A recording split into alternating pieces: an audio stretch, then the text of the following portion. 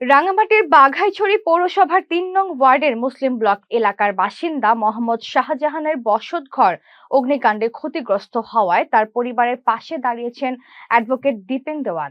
নোমাইনুল ইসলামের তথ্যচিত্রে বিস্তারিত।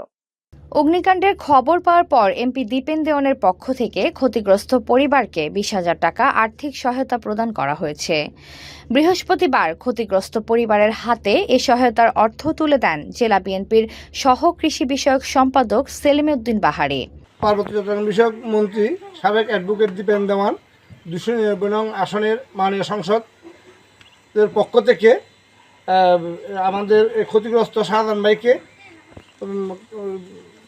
সংসদ সদস্য মহোদয় শোনা মাত্রই তাৎক্ষণিকভাবে কালকে রাত্রেই 10টা বাজে ওনার জন্য ২০,০০০ টাকা পাঠিয়ে দিয়েছেন। এই টাকাটা আমরা আপনাদের সম্মুখে ওনার হাতে হস্তান্তর করলাম। ঘরে বা ইন্ডাস্ট্রিতে মেঘনা স্টার কেবলস, বিশুদ্ধ কপারের নিরাপদ কেবলস, আপনার নিরাপত্তার সঙ্গী।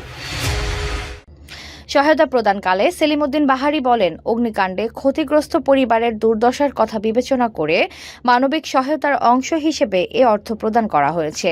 তিনি পরিবারের খোঁজ খবর নেন এবং ভবিষ্যতেও প্রয়োজনীয় সহযোগিতা অব্যাহত থাকবে বলে আশ্বাস দেন।